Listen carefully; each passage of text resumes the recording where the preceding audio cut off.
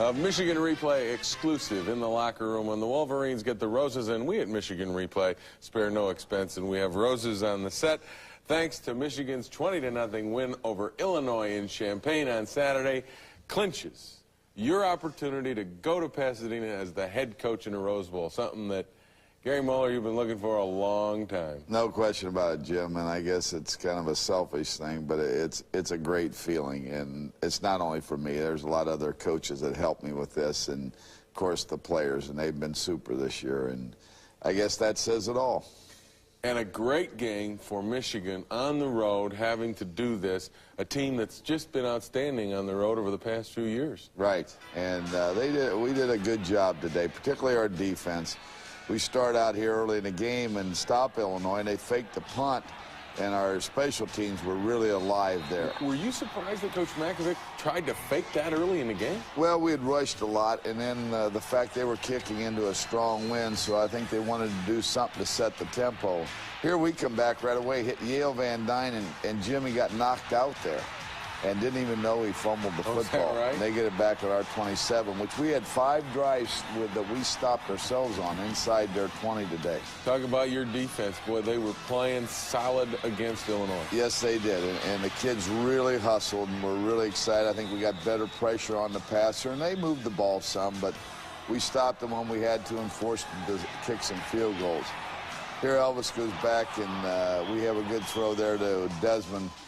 He played a good game, obviously, and caught the ball well. Elvis was 16 for 20, and here comes Desmond on the reverse. You found ways to get Desmond the ball. They were trying to take him away from you. Well, they took a lot of the passing game away from us. They doubled him a lot. They'd never leave him alone other than one time, and then we hit him on the goal line for a touchdown. Here Ricky breaks up the middle, and this is our second time with the ball. We're first and goal on the 3, and then we turn the ball over again. Ricky here is going to take the ball clear down to the 1, and they pull the ball away from him. As a back, you got to hang on to that ball. Now, at this point, you know, with you having chances and any close and looking at the scoreboard and being 0-0, you got to be really worried. This is exactly how you get beat. When you don't take advantage of scoring opportunities and their defense is getting you stopped, then you're in trouble. But our defense played better than theirs.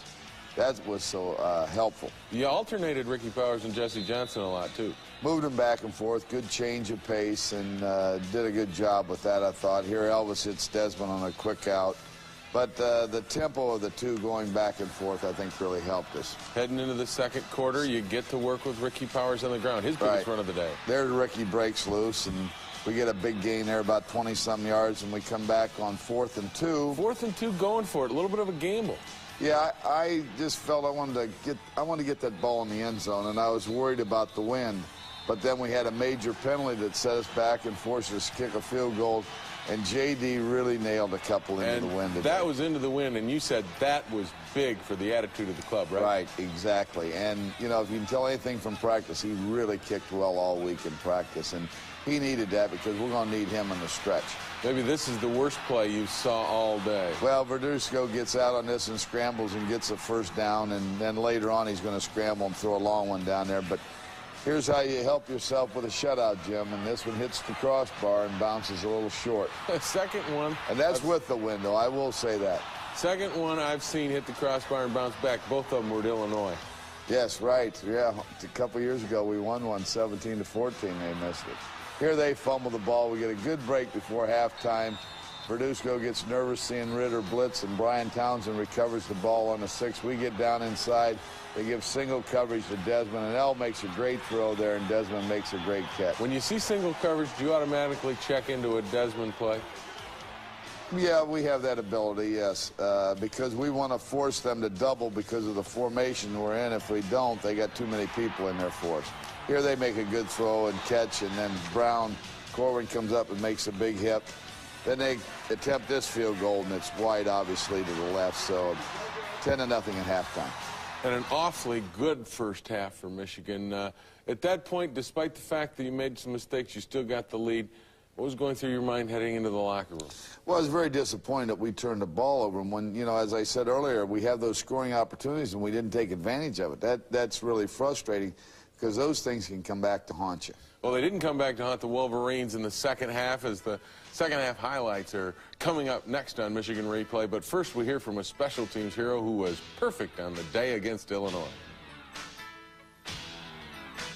Yeah, I've always had my best games against Illinois. I don't know why. It just always works out that way. I think I'm 8 for 8 in my career against them. And I just always play well against them. So I knew going in that, especially with the win the way it was, if I could get with the win, I'd have a great day. But luckily, I got a good day against the win.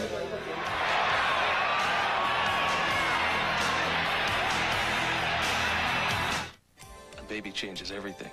So our defense and keeping stops. See, our offense had some trouble in the first, so the defense had to do it. We had to go out there and keep stops until our offense got going.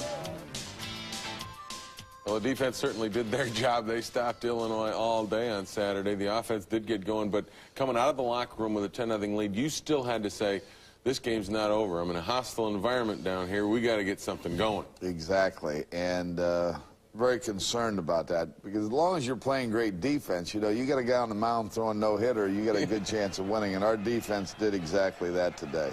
Opening up the third quarter, put a pretty impressive drive together. This had to make you feel good. Oh, yeah. Here we hit, Elvis hits Yale coming across the middle. I thought Yale played very well. He was out for over a quarter after he got knocked out, but then he came back.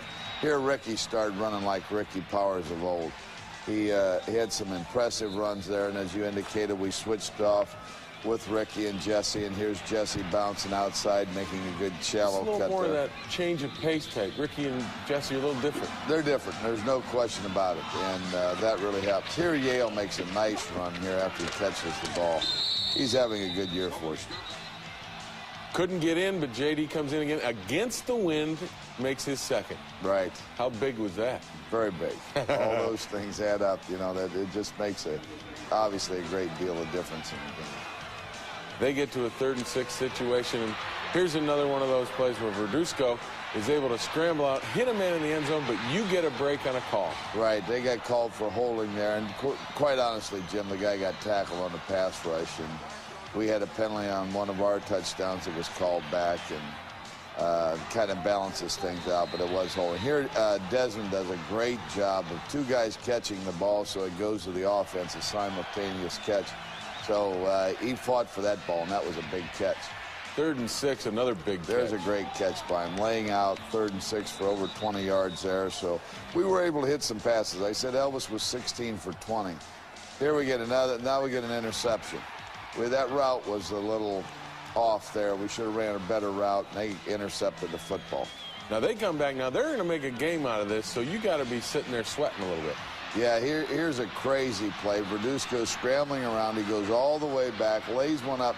Pat Maloney's right there. He backed up to intercept it, and their guy ran right in front of him and caught the ball. But you keep coming. You know, the defense is coming on. They just keep coming, and they hit a big one here. But as long as they don't score, and if nothing else, give them a field goal. Defense still hadn't lost their intensity, and it pays off. Right. Right here we have a couple guys right around the football. It gets batted up in the air, and Marcus Walker comes in right there for the interception. And that was a biggie. That was real big. And, again, the defense makes a big play. It seems to turn the offense on, because this drive is one of the most impressive, maybe, of the year. Right. There goes Ricky. We're going to go 80 yards here, Jim, in 7 plays. But, you know, 5 times in that game we went down in scoring position, 2 times penalties, 2 fumbles, and 1 pass interception. We can't self-destruct offensively. We didn't play good offensively because we didn't score a lot of points, but we did control the ball. There's Jesse, then we come back with Ricky here, so we're eating up a lot of clock right now. Eating up a lot of clock, and then you get the big play from Desmond once again to put it away. Yeah, here's a nice reverse. A good run here. We juggled that ball a little bit. Jesse had trouble getting it to him, and Desmond cuts back, levels off, and dives in the end zone. 20-0 is the final, and you go to the Rose Bowl. It had to be so big for you to win at Illinois, a place you were formerly the head coach. But for the kids, you said they were so excited, maybe more excited than you've seen them all year. Yeah, they were excited. They were really fired up for this one before the game, and then after the game. Just going to the Rose Bowl is really exciting. You think, well, you know, but if it is for a 50-year-old man, I guess it is for the kids as well. But I'm very happy. But now, Jim, we got to put that to rest. You know, the big thing is concentration. You know, there's a fairly big game coming up no matter what the score is. Really? Yeah, There's another game left? Yes, I think we got the Buckeyes, and that's, of course, that's going to be a barn burner, and this is going to be their whole season, and we want to end our season on a key note. You set out this year to win the Big Ten championship, obviously. There was talk of some national championship, but after the victory over Illinois, you're going to the Rose Bowl. Talk to me about where this team is, in your opinion. Well, so far to date, I don't like to do this until the end of the season, and I can say how good this team is. They've come together very well, and we got a great senior class, and the leadership shows, and that's what it's all about. And as I told the kids, you know, we gotta put this celebration behind us, and we got to look forward to one more game, and then we can talk about what we want to do and all those things. And hopefully they'll do that. You know, I don't want anybody coming up to me and saying, well, your team isn't going to be ready to play because they won the championship early and all that. I'm not buying that, and I'm not going to allow the players to buy that. Well, that's the way, and we'll, of course, talk about the Buckeyes later. But first, we're going to find out about a new way of funding scholarships. But before we find out about that, let's go back to Champaign for a special invitation. Had a great season. You're Big Ten champions. On behalf of the Tournament of Roses, I'd like to welcome you to the Rose Bowl.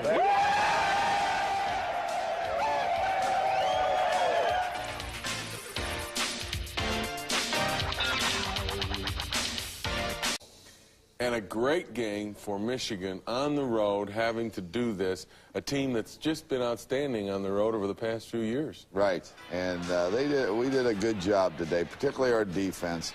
We start out here.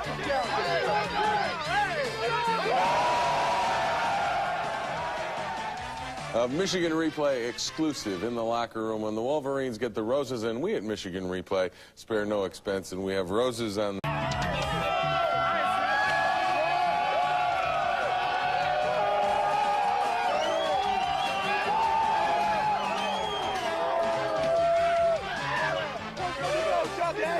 the set, thanks to Michigan's 20-0 win over Illinois in Champaign on Saturday, clinches your opportunity to go to Pasadena as the head coach in the Rose Bowl, something that, Gary Muller, you've been looking for a long time. No question about it, Jim, and I guess it's kind of a selfish thing, but it's a great feeling, and it's not only for me. There's a lot of other coaches that helped me with this, and, of course, the players, and they've been super this year, and I guess that says it all.